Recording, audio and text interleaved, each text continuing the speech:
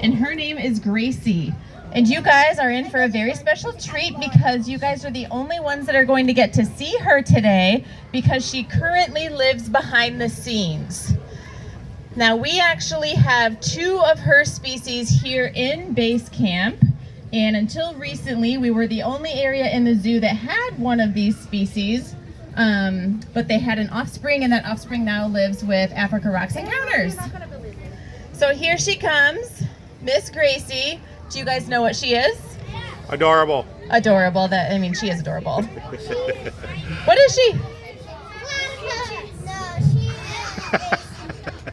Hedgehog's good. What else has quills? It's a peach. Porcupines. A lot of really great guesses. So she is a porcupine. However, she is a South American porcupine. They are also called prehensile-tailed porcupines or Brazilian tree porcupines. So that gives you hints as to where she's from and to what she does, right? She's from Brazil area and she likes to spend her life in trees. So that is where that prehensile tail comes in handy. Unlike the North American porcupines that we have here, she is primarily arboreal and she has a long prehensile tail. So do you guys see that long tail that she has? Okay, so that long tail that she has is basically like an extra arm or an extra hand. So prehensile just means grasping. So that means that she can use that tail to hold on to branches when she moves around in the trees. So that really helps her balance and stay safe in the trees. So you can kind of see, she might do it right here. Kinda, maybe. Okay, she's very confident right now in where she's standing. But you can see she's still kind of using it to help her balance a little bit. Now these guys, they do have something very similar on their body. The same thing as all other porcupines do. Oh, there she kind of goes. You can see how her tail just kind of wraps around and she just uses it to get her footing. So Miss Gracie is in the rodent family. So porcupines are rodents. And she is a very large rodent. Normally when we think of rodents, we think of mice, rats, squirrels, smaller animals. So she is a very large rodent. However, she has something on her body that no other rodents have. Do you guys see what she has on her body that no other rodents have? Quills, that's right. Okay, so she has about 30,000 of these quills all over her body. And we know that because Mitch counts them every morning to make sure they're all in place. Now, one thing that I've always heard, tell me if you guys have heard this too, is that porcupines will defend themselves by shooting their quills. Have you guys heard that?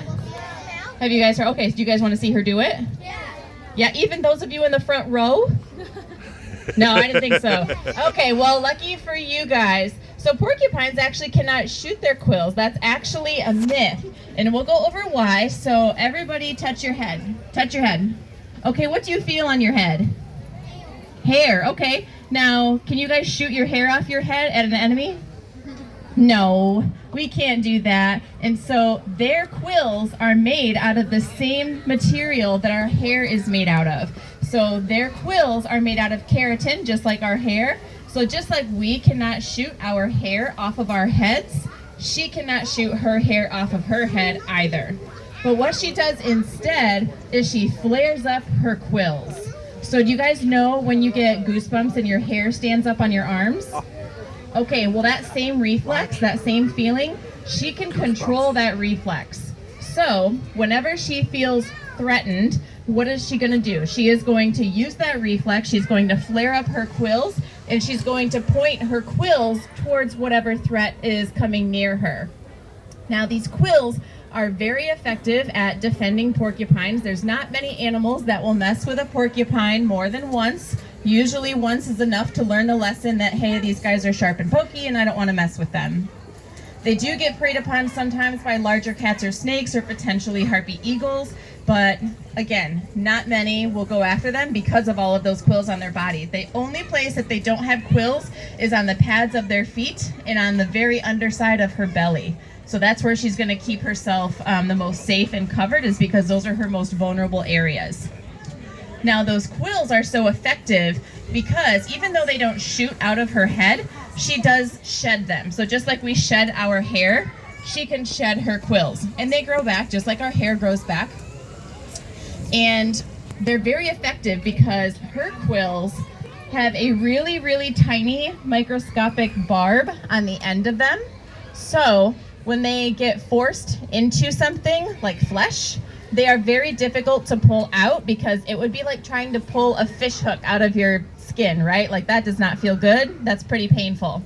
And sometimes if these quills are not properly removed from that source, they can break off, the tip of it can break off, and it can potentially enter into the bloodstream, and that can be fatal.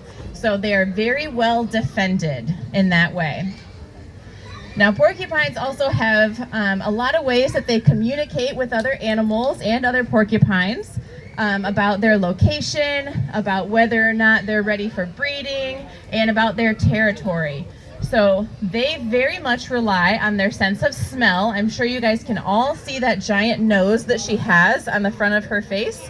So she uses her sense of smell to navigate her environment, and she also uses her smell to let others know that this is her environment. So have you guys smelled anything at all? Maybe something a little musky?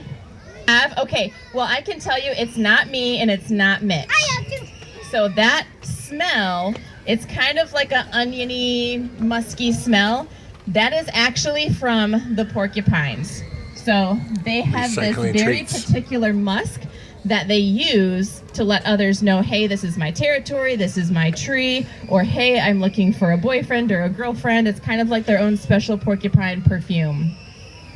So Gracie's gonna come back out. We're just kind of resetting some things for her, so she has some more to do when she comes out here.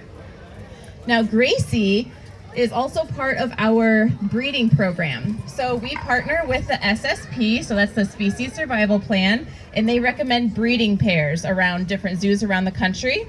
And Gracie and her mate Picante are the two that are paired here at Basecamp, and they are both ambassadors and they are both part of the breeding program. So in the older days, it used to be if an animal was an ambassador, they did not in breeding programs and vice versa. We've kind of meshed those two programs so that nothing gets left out, basically. So if they want to do ambassador work, they can do ambassador work. But we also want them to have that natural experience and be able to contribute conservationally in that way. So we give them that breeding opportunity as well.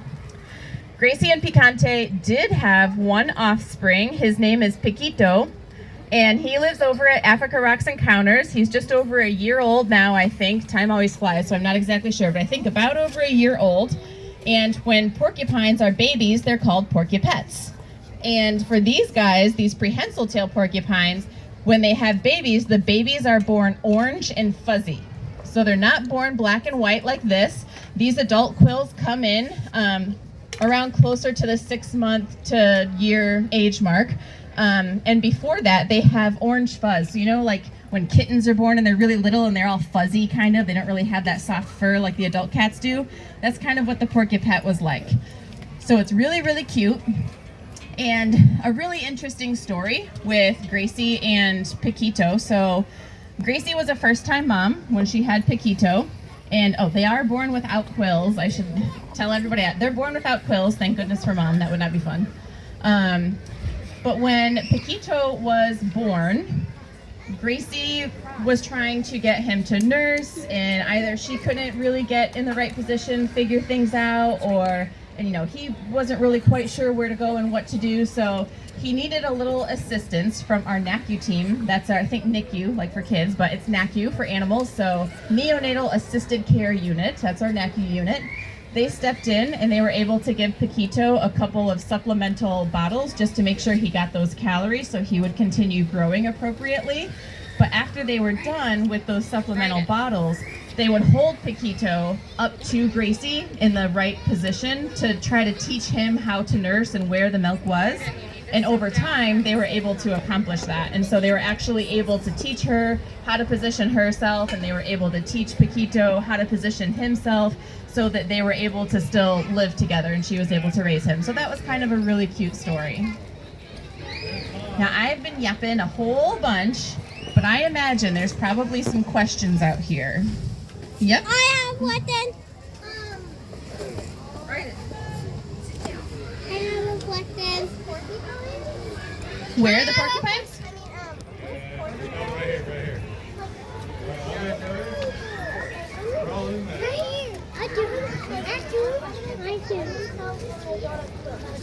So the question is, how do baby porcupines defend themselves when they don't have quills? That's a great question. So baby porcupines will rely on their mom to defend them because baby porcupines are pretty helpless. They do have pretty big teeth, like all rodents have really big teeth, so they can bite if they wanted to, but they're pretty tiny, so usually it's mom who's going to protect those babies.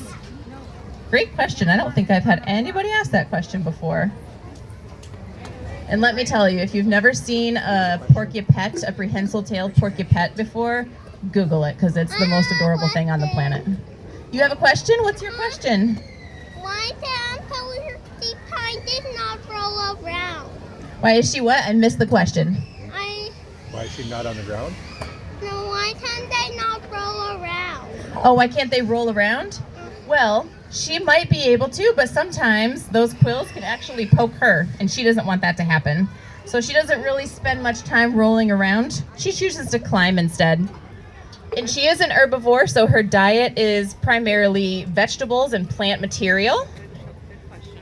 She is not omnivorous. She is not carnivorous in any way. Yep, other question over here. What is your favorite food? I would eat corn.